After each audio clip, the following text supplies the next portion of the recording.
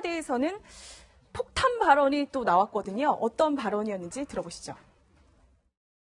7월 3일 한 캐비닛에서 이전 정부 민정비서관실에서 생산한 문건을 발견했습니다. 특히 삼성그룹 경영권 승계 지원 방안을 검토한 내역도 포함되어 있습니다. 네, 박수현 대변인 얘기를 들었는데요. 결국에는 지금 삼성 문건이 그토록 특검이나 검찰이 압수수색하고 싶었던 그 문건이 있었다. 그러면서 그 내용에는 삼성 문건도 있었다라고 하고 먼저 얘기를 하거든요. 그렇죠. 사실 이제 국정농단 사태 이후에 특검도 그렇고 검찰도 그렇고 끊임없이 사실 청와대에 대한 압수수색을 하려고 했지 않습니까? 그런데 결국 청와대 반대로 못한 것이죠. 그러다 보니까 이제 여러 가지 이제 물론 그 내용 자체는 뭐 어느 정도 이제 가상으로 알고 있지만 직접적인 증거를 확보하지 못했지 않습니까? 이제 그런데 갑자기 7월 3일 날 지금 그 청와대 민정수석실을 이제 어떤 가구 재배치를 하다 보니까 좀 묵직한 캐비넷이 있었던 모양이에요. 네. 근데 그 캐비넷을 열어보니까 거기에 300건에 달하는 이제 문건이 있었다는 것이거든요. 그래서 그 문건을 보니까 지금 국정농단 사태와 관련된 이걸 뒷받침할 수 있는 증거들이 다 쏟아져 나왔다는 것이고 더군다나 이 문건은 우병우 민정수석이 비서관과 수석으로 있을 때 있었던 문건이라는 것이거든요. 자, 그런 걸 놓고 봤을 때는 이미 청와대의 모든 문건들은 황교안 대행이 있을 때 이미 이제 지정 기정물로 다 지정이 돼서 다 국가기록으로 넘어갔습니다. 국가기록으로 넘어가면 사실 이걸 보기 위해서는 고등법원 법원장의 어떤 그 이제 판단이나 그다음에 국회의원들의 의결에 따라서만 볼 수가 있습니다. 30년 동안 보지를 못해요. 지정기록으로 돼버리면. 그런데 이제 이런 것들이 지정기록 아닌 것들이 핵심적인 문건들이 있었는 거 아니겠습니까? 그런데 사실은 저는 좀 이해할 수 없는 게 청와대 관계자들이 처음에 청와대 들어갔을 때 아무런 문건도 없었다고 이야기를 하거든요. 네. 그리고 뭐 전혀 증거도 없었고 깨끗하게 지워져 있었다라고 이야기를 하고 그리고 상식적으로 생각해서도 민정수석실은 정보를 다루는 곳입니다. 거기 한 100여 명의 직원들이 있는데 다들 뭐 경찰에서 파견 나오기도 하고 국정원에서 나오기도 하고 그런 직원들 정보를 다루는 직원들인데 정보의 제일 첫 번째가 지금 문서 파악입니다. 일단 네. 정보를 들은 것 자체를.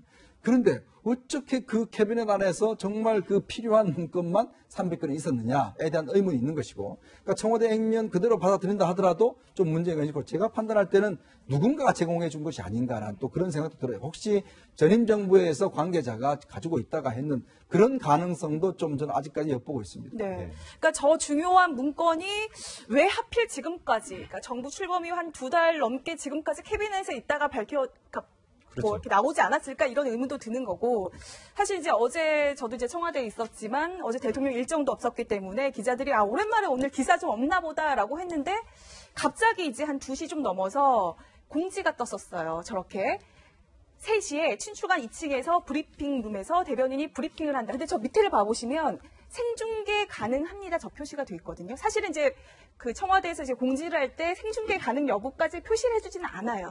근데 유독 저거는 표시를 하면서 저희한테 만약에 생중계 안 하면 방송사들 좀 후회할 일 생길 것이다라고 굉장히 강조를 했거든요. 근데 저 부분도 좀 이제 약간 좀 너무 이제 요란스럽다 이런 얘기가 있었는데 저 문건이 이제 민정수석실에서 발견된 게 7월 3일이란 말이에요.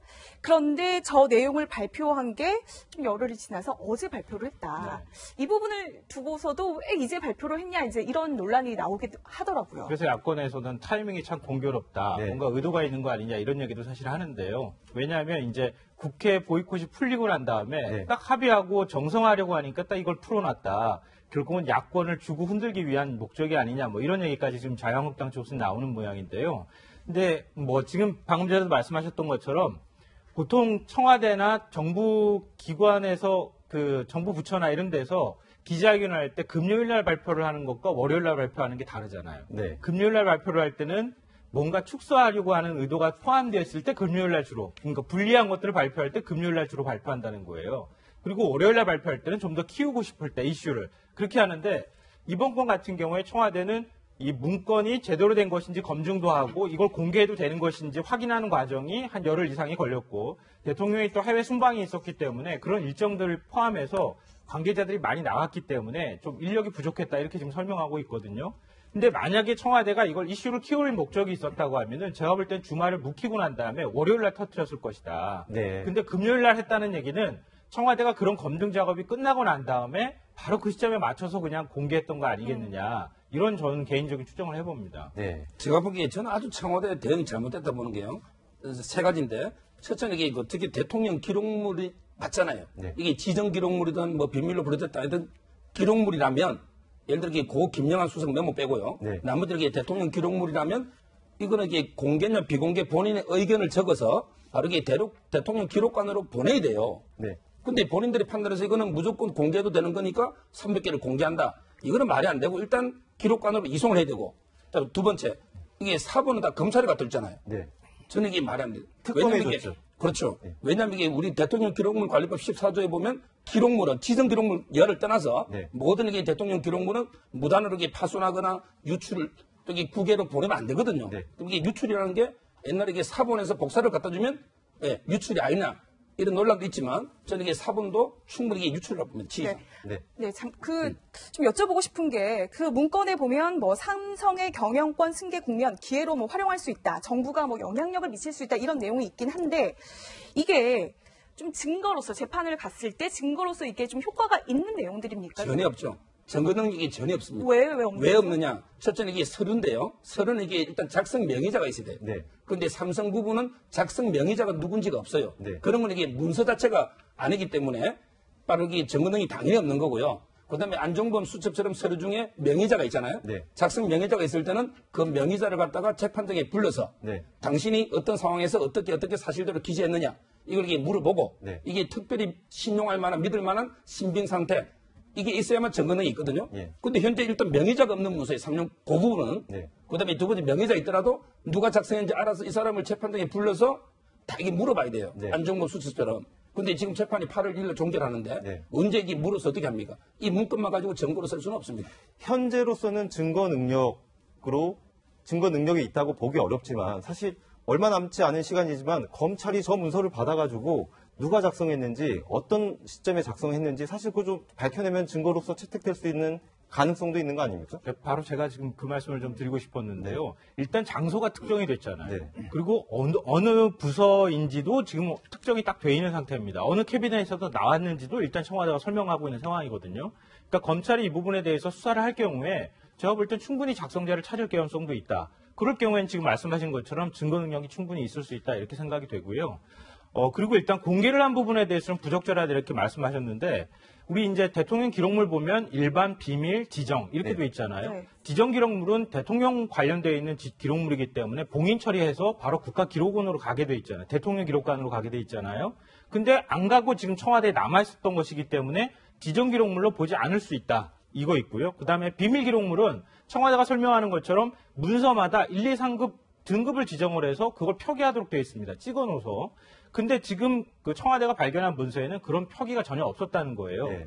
그럼 나머지 남아있는 가능성은 일반 기록물일 가능성인데 일반 기록물의 경우에는 원칙적으로 공개를 하도록 하는 게 그 원칙입니다. 네. 그러면은 청와대가 지금 얘기하는 것처럼 이 비밀도 아니고 지정도 아닌 일반 기록물이라고 만약에 얘기할 경우에는 공개해도 상관은 없다 이런 거고요. 또 하나는 이게 사본을 공개한 것이잖아요. 원본은 국가기록원으로 지금 넘긴 상황이고 근데 사본을 공개하는 것이라면 그동안에 논란이 여러 차례 된 것처럼 뭐 남북 정상회담 대화록 같은 경우에도 초본, 사본의 경우에는 공개해도 된다고 하는 게 법은 판례였기 때문에 이번에 거기까지 검토를 해서 이 부분까지는 공개해도 된다고 해서 청와대에서는 공개를 했다고 볼 수 있다는 거죠. 네. 그런데 이제 그 부분도 이번에 공개된 게 과연 지정 기록물이냐 아니냐에 그렇죠. 대한 논란도 지금 계속해서 있거든요. 일단 청와대의 설명 먼저 들어보실까요? 박근혜 정부가 대통령 지정 기록물 목록까지 비공개로 분류함에 따라 이번에 발견된 자료들이 대통령 지정 기록물인지 여부조차 판단할 수 없었습니다. 다만 자료들에 비밀 표기를 해놓지 않았기 때문에 대통령 지정 기록물은 아니다라고 보고 있습니다. 네, 청와대의 설명은 저렇습니다. 그렇지만 저거는 아직 논란의 여지가 남아있는 부분이 있고 저게 어떻게 결론 나느냐에 따라서 후폭풍도 상당히 거셀 걸로 예상이 됩니다. 저희가 지금 이 3명을 준비한 이유는 사실은 바로 직전까지도 전혀 예측할 수 없었던 돌발 행동들이 나타난 겁니다. 정유라 씨 재판에 나오지 않겠다고 하다가 갑자기 출석을 했고요. 그리고 김상조 위원장도 시민 자격이지만 재판에 증인으로 출석을 했습니다. 그리고 청와대가 그 국정농단 사건과 관련된 300종의 문건을 한꺼번에 공개를 해버리는 상황이고요. 그런데 이 세 사람의 행동, 그 세 명의 행동에 보면은 일관된 흐름이 하나 있는데 다 박근혜 전 대통령, 최순실 씨, 이재용 삼성전자 부회장한테 불리한 증거들 내지는 증언들이 나왔다는 겁니다. 그렇죠. 지금 박근혜 전 대통령 재판이 뭐 40여 차례 진행이 됐는데 지난주만 이번 주만 하더라도 박 전 대통령이 이제 부상으로 해서 지금 재판에 3번이나 나오질 않았어요. 네. 그러다 결국 재판정에서 강제 구인을 해서 지난 이제 금요일 날 재판에 나왔지 않습니까? 즉 박근혜 전 대통령한테 흐름은 재판을 자꾸 지금 거부하려고 하는 듯한 흐름이 있는 겁니다. 그리고 본인이 지금 입회 재판 자체를 끌어서 결국 10월 19일까지 선고를 못 내도록 해서 불구속 기소로 나오도록 하는 그런 전략이 있는 것이고, 이재용 부회장은 지금 다 8월 초에 지금 선고가 내려지는데 이재용 부회장 측에서는 아주 막강한 변호인들이 붙어서 상당히 법리적으로 지금 공세를 많이 하고 있어요. 자, 그 부분에 대한 뭔가 특검의 히든 카드가 필요한 상황입니다. 최순실도 마찬가지로 지금 뭔가 이 최순실의 혐의를 확정해 주기 필요한 것이고, 그래서 사실 또 우병우 전 민정수석도 마찬가지입니다. 네. 자, 이 오늘 근데 그 공개된 문건을 보면 왜 민정수석실에서 삼성 문제를 문건을 했을까라는 문제, 또 블랙리스트와 관련된 문건을 왜 이 민정수석실에서 했을까라는 문제, 이런 문제가 다시 공개됨으로 해서 결국 국정농단의 핵심은 청와대 민정수석이 있었고, 이 민정수석은 결국은 박근혜 전 대통령의 지시에 따라서 했었다. 이런 것들을 다시 한번 좀 상기시킴으로 해서 이 흐름 자체를 어떤 면에서 보면 전체적으로 국정농단 재판 자체를 다시 한번 특검과 어떤 정부의 어떤 이런 추세로 밀어붙이려고 하는 이제 그런 어떤 전략이 숨어 있지 않을까. 어떤 면에서 보면 이제 선고가 앞두고서 뭔가 이제 좀 전략 자체를 좀 바꾸는 뭐 그런 인상이 좀 있는 것 같습니다. 네. 네. 뭐 사실 이제 이재용 부회장의 뇌물죄와 뭐 박근혜 대통령의 뇌물수수죄가 다 연결이 돼 있으니까. 그런데 지금 이제 청와대 저 자료를 특검에 넘겼다고 했는데 특검 뭐 수사권도 지금 없는데 이거 특검에 넘겨서 뭐 합니까? 왜 넘기는 거라고 생각하세요? 제가 보기에 뭐 수사에 청구하려고 아마 재판이나 넘긴 것 같은데요. 아까 말했지만 이게 비밀이나 지정 기록물이 아니더라도 이게 비공개 또 재상 정보가 있습니다. 근데 이 자료들 보면 수사나 재판의 진행 상황이기 때문에 이게 청와대에서 전부 공개하는 게 맞는가 이런 의문이 들고요. 아까 이게 그 사본을 준 건 유출이 아니랬는데 그건 물론 과거에 판례는 있습니다. 네. 그렇지만 이게 유출을 우리가 방지한 취지를 보면 사본을 그대로 다 갖다 주면 정보가 공개되니까 저는 이게 어차피 앞으로 이게 판례도 바뀌는 겁니다. 요거 한번 짧게 말씀드리면 좋을 것 같은데요. 왜 특검한테 넘겼느냐? 검찰 특수본도 있는데 그 검찰 특수본에 바로 넘기면 청와대 하명 수사가 되는 것처럼 보일 겁니다. 그러니까 그걸 피하기 위해서 특검으로 일단 넘겼다가 특검이 검찰하고 협조하는 형식의 어떤 모양을 취하는 게 일단 낫다 이렇게 판단했을 것으로 보입니다. 네. 지금까지 이 국정농단 재판과 관련돼서 굉장히 주목할 만한 사건들 짚어봤는데요. 여기서 정리를 하겠습니다. 서정욱 변호사는 인사를 나누겠습니다. 맞습니다. 감사합니다. 예.